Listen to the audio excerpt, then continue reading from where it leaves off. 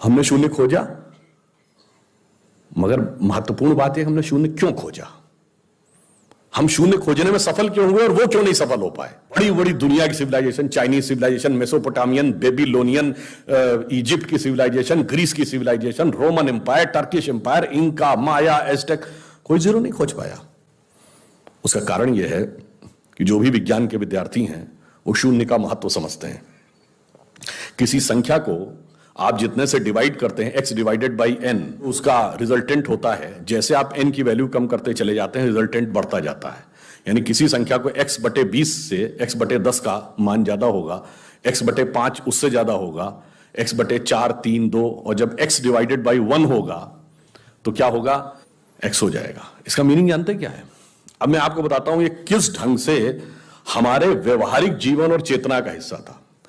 आप लोग कभी ये सोचिए कि आपको जीवन में क्या अच्छा लगता है और अच्छा लगना क्या है। मैं बिल्कुल साइंटिफिक एक्सप्लेनेशन की बात कर रहा हूं।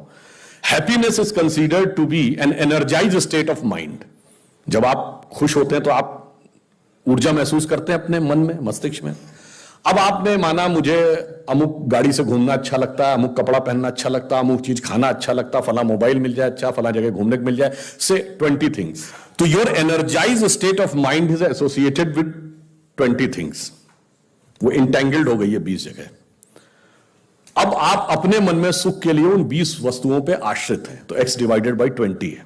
अब मान लीजिए आपने आत्म संयम किया और 5 चीजों से अपना मन हटा लिया, तो x डिवाइडेड बाई 15 हो गया। नेट रिजल्टेंट बढ़ गया। क्यों? वो ऊर्जा जो उन 5 पदार्थों के साथ संलिप्त थी वो आपने बचा ली, तो वो आपके अंदर रह गई। तो by law of conservation of energy आपका एनर्जी लेवल बढ़ गया। जब आप x बाई 10 पे आ गए, एनर्जी लेवल और बढ़ गया। और संयम किया, 5 चीजों पे आ गए, एनर्जी लेवल और बढ़ गया। अब इसके आगे की यात्रा जो 5 चीजें हैं, उसके आगे की यात्रा x बाई 5 के ऊपर की यात्रा थोड़ी कठिन, चुनौतीपूर्ण है। ये सिर्फ सन्यासी कर पाते हैं। 5 चीजें क्या हैं? भोजन, वस्त्र, आवास, श्वास और ईगो, अस्तित्व। तो सबसे पहले क्या छोड़ते हैं? आवास। कहते हैं ना कि करतल भिक्षा तरतल वास। अब सन्यासी का कोई घर नहीं होता, तो x बाई 4 हो गया।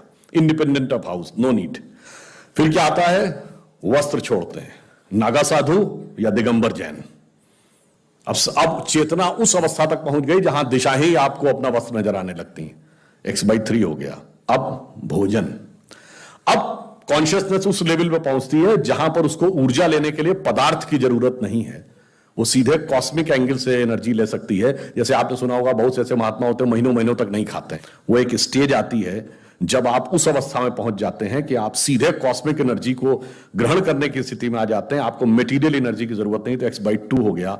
अब है श्वास एंड योर एग्जिस्टेंस। जब तक मेरी सांस चल रही है तब तक मैं हूं, पर जिस क्षण आप श्वास को भी नियंत्रण करने की क्षमता प्राप्त कर लेते हैं, your consciousness become independent of your breathing. मैं चाहूंगा तो मेरी सांस चलेगी, जब नहीं चाहूंगा तो सांस नहीं चलेगी, फिर चाहूंगा तो सांस चलने लगेगी। यह अवस्था होती है समाधि की अवस्था। तो आप x बाई 1, तो x by 1 is equal to x।